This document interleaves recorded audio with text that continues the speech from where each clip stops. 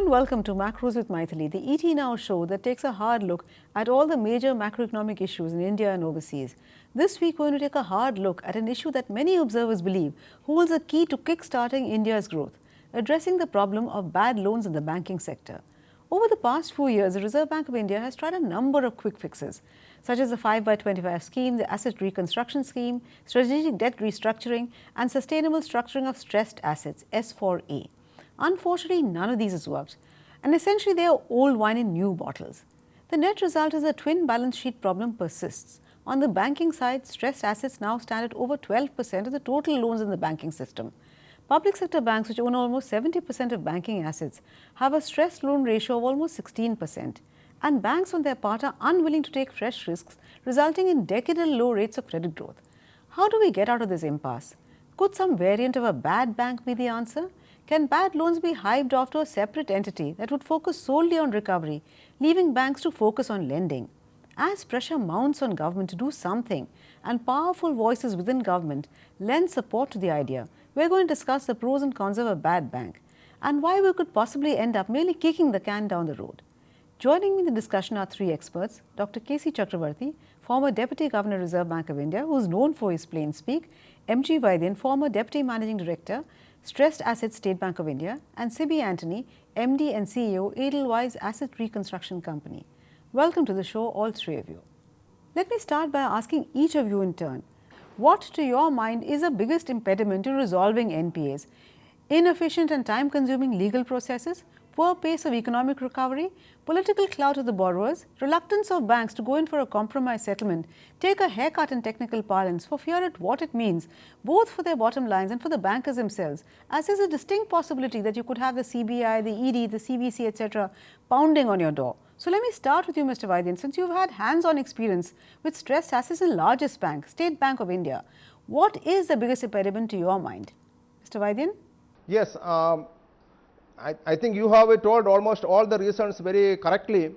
One thing which you have to understand is that banks being in the lending business, bad loans is a part of the business, and bad loans had been there for quite a long time, and it was very high at a very high rate earlier.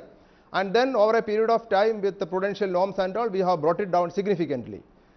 The present level of very high level of NPA is on account of a sudden growth in advances on the backdrop of a very robust growth in the economy, and lot of investment was made, credit was made available. But as a result of the expected levels of investment or growth did not take place because of various reasons, the capacities which we have created have gone into some problems. So, and the collateral effects were there in the entire economy. That is what has happened. Now, we have had a lot of problems connected with recovery. The major ones being the lack of recovery itself that is happening, plus the legal systems, there were a lot of problems and the legislation was required. And also we had problems with regard to regulatory agencies having closer look at that and some apprehension on account of that. So these were all the things which delayed the process of recovery. But what has happened in the recent past is that we have now taken a lot of steps. We means the banking system in India has taken a lot of steps, as a result of which recovery is forthcoming. The government of India has taken a lot of legal steps for ironing out some of the difficulties we had. The insolvency and bankruptcy code has been approved, and various systems are being put in place. And very recently, Reserve Bank of India, the new Deputy Governor has also come out with some suggestions. So all these things we think will result in a good recovery in the coming days. Would you agree with that assessment, Dr. Chakravarti, that the NPAs are largely because of extraneous factors and the biggest impediment is really the legal system? Dr. Chakravarti? No. NPA are not entirely due to external fact system. In that case, for the remaining 30% of the banking system, the NPA could not have been only 1/3 or 1/4. You see, look, when you compare the NPA of the private sector bank and public sector bank, the ratio is 2:1, and it is 1:4 or 1:3. So it cannot be due to external factor only. So what I say for NPA, basically borrowers and banks are responsible. Yes, all other factors have contributed. There is absolutely no doubt in that. Because when 40% of the system becomes the stress, what you are saying 16%, that is also not correct. In my view, for public sector bank, 30% book has become already stressed assets. So it is a much bigger problem, and it is fundamentally problem of the banks and the problem of the borrowers. And legal system, yes, it is ineffective, but legal system is not becoming NPA. After, you see, look, why so many accounts will become NPA? That is your appraisal or borrower's administration should be okay. If you have 30-40% stress asset, you cannot solve it through the legal system because it becomes too big. Legal system can tackle 2%, 3%, 4% of the problem. It cannot tackle such a large problem. So yes, legal system has issues, but we have many other issues in our administration. But basically, I will say it is the fault of the banks and the fault of the borrower. The credit assessment was not proper, borrowers have not managed their things properly. Mr. Anthony, all that is in the past, but ARCs now have the unenviable job of trying to recover loans that banks have quite frankly given up on. So in your experience, which of the factors that one mentioned and Dr. Chakravarti also mentioned is really responsible for preventing resolution now? Actually, Mythili, if you really analyze the NPA in the system, 60% of the NPA is in the first top large 50 to 60 assets. Why these assets are NPAs? Particularly in the steel, power and infrastructure sector, and the construction and engineering also. Why this NPA happened actually? See, in the 2007-8, that high GDP, how to resolve them, that's what I was telling. In fact, if you address these 50, 60 cases, I think 60% of your problem is resolved. Now, can ARCs address these 50, 60 cases where the loan amount is more than 15,000, 20,000 crore? The straight answer is ARCs can't do because the quantum involved is so huge. So we need to resolve this through a different system. The assets which are say less than 10,000 crore loan could be covered in the ARC system. ARCs are capable of doing that, and we need to do a total solution with the bank, because banks also in a consortium, they should be able to sell it to one ARC so that ARC could manage these ones. I think so we should divide this into two categories. Maybe less than 10,000, which may be around 30% of the NPAs, and more than that around 60 to 70% of NPAs, which have to be resolved in a different way. That's where we should think some other structure. Okay. Mr. Vaidyan, we'll come to the issue of how we're going to fund a bad bank if we have one a little later, but assuming that funds can be found, would hiving off bad loans to a separate entity, by whatever name you call it, ensure greater success in recovery? After all, banks have been attempting to do just this for so many years, and the bad bank will be relatively new to the game. So why not give the additional capital directly to the banks themselves so that they can get on with the business of lending? Is lack of capital really what's holding back lending, Mr. Vaidyan? No, that's exactly what I was also thinking. Banks have been in the process of in the business of recovery also for a long time, and to tell you, some of the banks, including private sector banks, have sharpened their capabilities in recovering, and we have seen that this has started giving very, very good results. The question of transferring it to another organization and then waiting for that to happen, so it all I think will take a lot of time. Dr. Chakravarti, you've been both a commercial banker as well as a central banker. So perhaps you'll agree with me that the RBI sometimes takes a textbook approach to real life issues. So could part of the solution really be in RBI taking a slightly more relaxed view of what is NPA and giving a little bit longer time to make the provisions that, along with something like a bad bank, along with something other measures, could perhaps help? Dr. Chakravarti? Yeah, partly I agree with you. Lucy, the main problem now, I am coming to why the existing NPS banks are finding difficult to resolve, or system is finding difficult to resolve. Look, NPA is just like sickness. If you hide the sickness, if you don't detect the sickness at the very early stage, when it becomes chronic, it becomes very difficult. Then only can be done the last rites. Our entire credit management system is like, and we all try to only postpone the recognition of the sickness. And that's why more you delay in identifying the NPA at the early stage, you will be finding very difficult to recover at the last stage, because these NPAs have become chronic, asset values have deteriorated, this will become beyond resolution. So first thing is that Reserve Bank should have the system to early recognition of NPAs and quickly making the provision, so that you can apply it, you can apply your mind collectively much earlier. More delay we do, more problems will be accumulated, because we are delaying the existing accounts. Existing accounts will also become NPA, and those who have become NPA, they will be not able to recover. Basically, I say delay in recognizing, lack of transparency, and not declaring the NPA. This is just like not declaring the sickness in time. Okay, so Mr. Anthony, Dr. Chakravarti believes that hiding all these NPAs under the carpet by taking a slightly more relaxed definition is not part of the answer at all. But let me ask you the question that I asked Mr. Vaidyan. What is really the difference between pumping in capital into a bad bank and into pumping it into an already existing bank?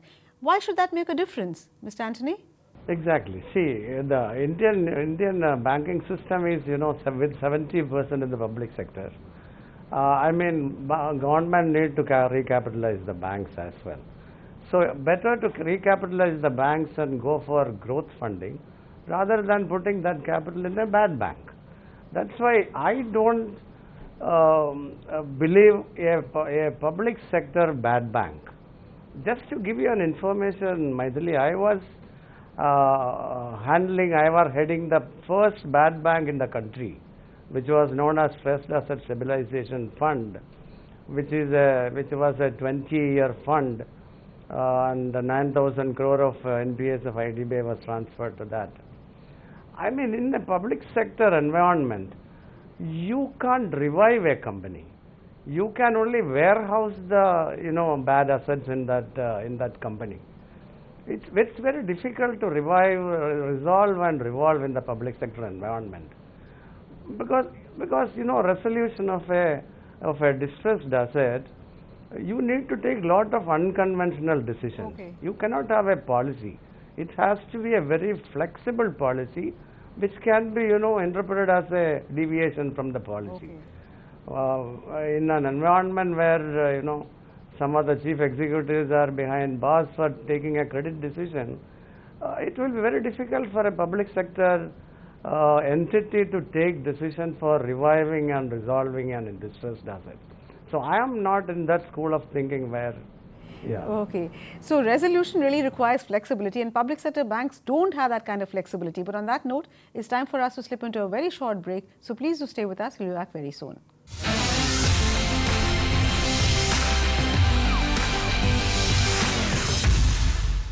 Welcome back. You're watching Macros with Mythili, and we're discussing the issue of NPAs and whether the idea of a bad bank is worth considering. Mr. Vaidyan, before the break we were talking about funds, and the question is, where is the government going to find the funds to set up a bad bank, and is that the best use of taxpayer money? Because surely if a bank like say SBI were to approach the market, there would be no dearth of investors willing to subscribe either to its capital or to its bonds. So why not say allow SBI and the other public sector banks to tap the market? Because even if it means that the government's stake falls to less than 50%, surely that is better than using up scarce resources to set up a bad bank. Mr. Vaidyan? This is the big question. Looking into the quantum of the NPA that has to be resolved, from where will the money come? How many bad banks we will set up? It is a huge amount, and how much time it will take for that organization to be set up, and then the money to be raised, and all these things to be done. So I am personally of the view that the existing banks should be strengthened so that they can go ahead and do the resolution. In fact, for most of the things that is happening is that within the bank there is an ARC in some banks. Like for example, in SBI we have got an ARC within the bank. We have a complete vertical with chief general managers and 4 or 5 regional offices and branches all across the country. Now even these this bad bank, if they have to go and recover this money, where all they will go and recover the money, how much money they will bring, and how much time they will get take for getting the people and getting them trained and all these things. So I think the first and foremost thing that can be done is to strengthen the existing banks itself, create capabilities within the bank, or for recovering the money. For very, very large accounts which cannot be done without the involvement of, for that a separate treatment can be done. But I think the best people to recover the money because of the setup that is already there will be the existing banks. Okay, so prima facie there is no case for a bad bank. But Dr. Chakravarti, the Chief Economic Advisor, has been a very strong votary of this, and he's been arguing that we could use the RBI's reserves to fund the bad bank. As a former central banker, how would you react to that? Is that an easy way out, Dr. Chakravarti? No, see, funding is definitely a problem. But let me say, if the banks can do that, then why banks are not doing? What I am saying that why no account is getting resolved, why those unresolved NPAs are go on increasing. 4 trillion rupees banks have written off. Even they are not able to do anything in those accounts. So the problem is definitely much bigger. And Mythili, when you are saying capital problem, let us understand, it is not the bank's funding issue. How the borrower will bring the capital? In fact, in our country, majority of the borrowers are doing the business without capital. They are highly leveraged. Now, we cannot revive a company only with the debt financing. The banks will write up the debt, bank will give it a new equity, and borrower will not do anything, and the company will be revived. On the contrary, borrowers are not ready to dilute their own stake. So we have a lot of problem. Capital problem is mainly from the borrower's point of view. We have to bring the capital from outside. Ours is a capital deficient society. Mr. Anthony, how would you react to that? That a bad bank would really not be an answer until such time as the corporates also willing to do something. And if they are not, there's nothing that can help, whether it's a bad bank or whether it's a public sector bank or a private sector bank, these problems will remain. Yeah, in fact, a public sector, that's not an answer. But I would think, as I mentioned earlier, the top 50 cases, perhaps Dr. Acharya's model also is that. First, maybe the large top 50 cases can be transferred to a private asset management company, because the loan involved are so huge, and recovery is not the answer. It has to be, see, these are all good economic units of national importance. Actually, they need to be revived. So the sustainable debt concept, conversion of part into debt into equity, all this should be tried in a private asset management company.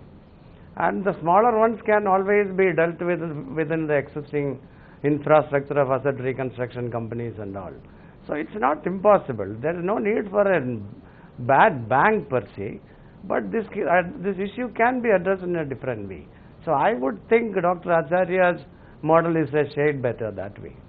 Mr. Vaidyan, assuming that the bad bank idea finally does find favor as a least bad option, how should we design it? Because there's no dearth of examples from all over the world. But as RBI Deputy Governor Viral Acharya said, a bad bank could become an effective solution only if it is properly designed. So what to your mind would be this proper design? See, I would also go with the fact that, you know, if you have to take some 50 top accounts, NPA accounts in the country, and then you know, we see it as a special case, and then do that. It is a viable and welcome solution, because it is not only one bank. There are so many banks will also be involved in that process. The best way to make that is it may be a system, a more sophisticated system that we have already tried through the asset reconstruction ARCs.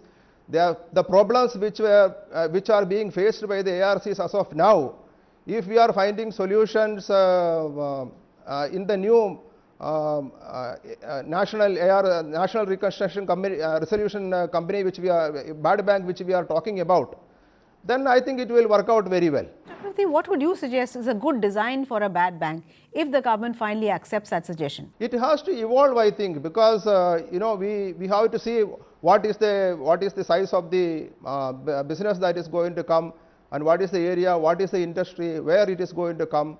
So depending upon that, it has to come. Okay. I think there must be models available in the other places also. Dr. Acharya has seen it based on some foreign models. That is true. Dr. Chakravarti, I was asking you, what do you think is a good design, sir, for a bad bank? You see, good design of the bad bank is that you must be very clear that what will constitute the portfolio of bad bank.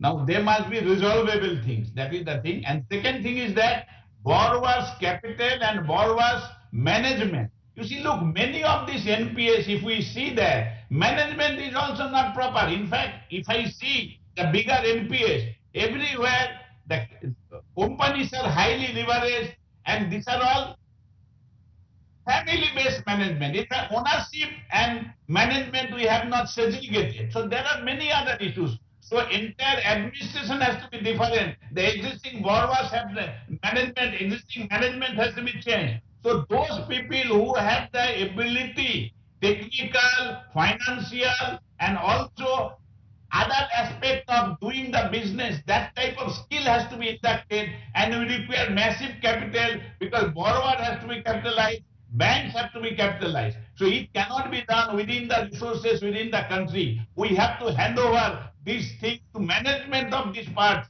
and the capital has to be brought from outside. If we can create a model of that structure and we can keep the present borrower out of the system for some time, then only it will happen, otherwise it will never happen. Okay. Mr. Anthony, the problem is that regardless of how good your design is, however good it is, the fact remains that the bad bank will address only the stock of NPAs. As long as public sector banks cannot function without at arm's length distance from government really, you will have fresh stock of NPAs. So how does one ensure that you will not get NPAs tomorrow, the day after a year? Mr. Anthony? Yeah, as Vaidyan said in the beginning, NPAs are part of the credit delivery mechanism. That will happen. It will go on happening. This abnormal situation of 12 to 14% of the banking system is NPA is a very, very, individual one of a kind. This needs to be sorted out once and for all, first of all. So I would suggest that a model where private capital flows into this, a private asset management company, because you need additional funding. You need to give fresh funding for last mile capex. You need funding for working capital, restart, and all those. So it will be very difficult for a public sector to pump in more money into this. I would suggest we should have a model where private capital should flow into this. That's where the banking will have to look at the sustainability of the debt, viability of the unit, and all that, which is being done now in many cases. It has to be a little more focused, and the private sector has to be enticed to come in. Yes, Mr. Anthony, private sector perhaps is a little bit more nimble, but I'm not sure it holds all the answers in this context really. But I'm afraid NPAs and resolution of NPAs is so complex that we could go on forever without coming to a conclusion. But I'm afraid time is completely run out on us, so we'll have to end this discussion now. Thank you so much, Mr. Vaidyan, Mr. Anthony, and Dr. Chakravarti for joining me in this discussion. Clearly, what is evident is that a piecemeal solution will not do. We'll have to look at the entire problem holistically. Thank you also for watching. Remember, we'll be back next week with yet another edition of Macros with Mythili. Till then, it's thank you and goodbye from all of us. Remember, if you want any particular topic discussed in this show, please do write in to us at the email ID you see at the bottom of your screen.